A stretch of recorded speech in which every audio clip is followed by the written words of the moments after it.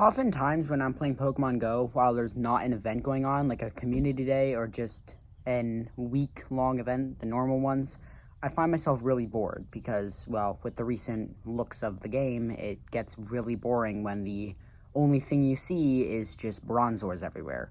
So here's 10 things you can do to make the game fun when there's not an event going on. Number 1, whenever you go outside for just a little while, go for a walk or something. I don't know if many of you do that. I do. If you have your phone with you, just keep Pokemon Go on with like the battery saver on, put it down beside you, just make sure that's on, and just walk and hatch eggs. Even when there's not an event going on, eggs can give you the rarest things ever. Like, have you even seen someone with a shiny Larvesta? It's been released for over a month now. I've seen no one that I know, but only on the internet, maybe like 2 people. So if you just put your phone down beside you in your pocket or something like that and just hatch eggs, you're bound to find something cool. Like, I occasionally hatch shinies from eggs when there's no events going on. Number 2, play GBL. I know that very few people play GBL because of how many glitches there are. Like, I can name like 20 just by hand right now.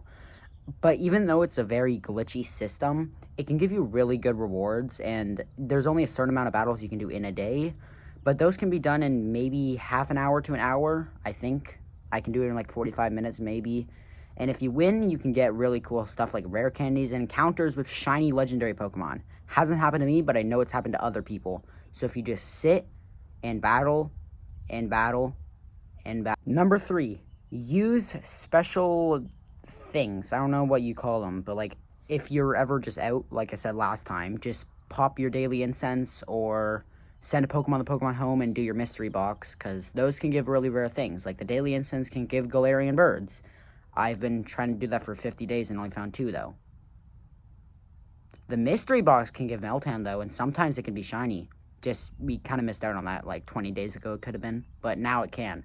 Occasionally it can, though, so whenever you can use your daily incense or mystery box, make sure you use it, because it can give you some pretty cool stuff. Number 4, I know some more people are more in the rural area where there's not as many stops or gyms, but try sometimes to drive or walk down to the more populated areas and just spin a bunch of stops, fill your item bag, get like as many Pokeballs as possible, and maybe even find a raid to do. If they're 1 and 3 stars, you can most likely do them by yourself. So if you just go down there, you can stock up on Pokeballs for a future event, and you can do a raid and potentially get some rare Pokemon. I am stuttering so much. Just go to a populated area and get stuff. It's a good method, trust me. If you've ever seen New York City, you know what I'm talking about. Number 5, if you're like me and don't have friends, you should probably skip this one. But if you do have friends, maybe try and meet up with them and do some sort of challenge. I've seen people do this on YouTube, but maybe set a timer for like 30 minutes to an hour, see who can get the rarest stuff, or see who can get what stuff, and then battle with it.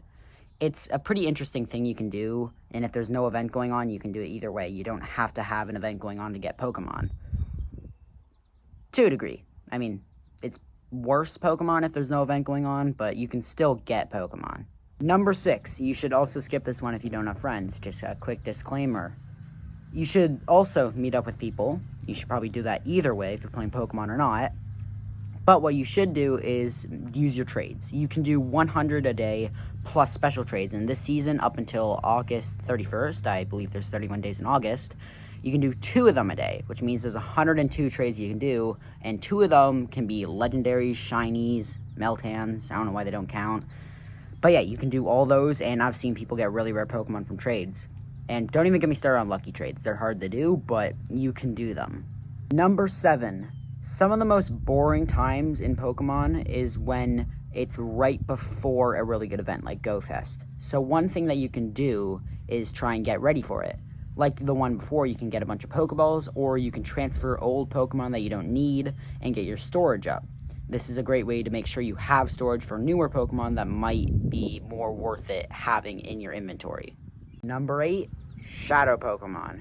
Even when there's not a takeover going on, you can still find them, just you can't take frustration off of them. They are really rare and really good. Shadow Pokemon by themselves aren't rare, but when you get a really good IV one or a Shadow Shiny, they skyrocket in rarity. That's probably, yeah, I guess I can use that word. Anyways, Shadow Shinies are much harder to get when it's not a takeover. You can get them from raids, but from grunts, they are a 1 in 256 chance. I don't know who told you they were 1 in 64. I heard that too. They're only 1 in 64 from leaders though.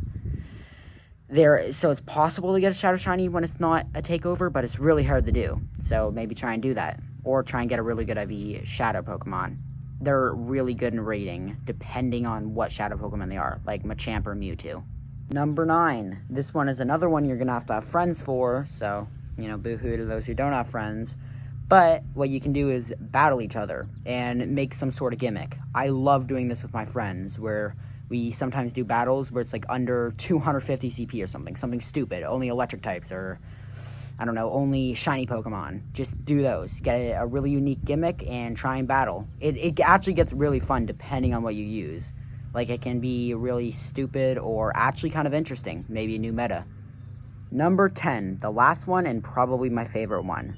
Go out and do a classic Pokemon hunt. Don't worry about field research, don't worry about shinies, don't worry about hundos. Just go out, spin Pokestops, and catch Pokemon slowly, one by one. Just enjoy it. I did this with my uncle recently, and it's really fun.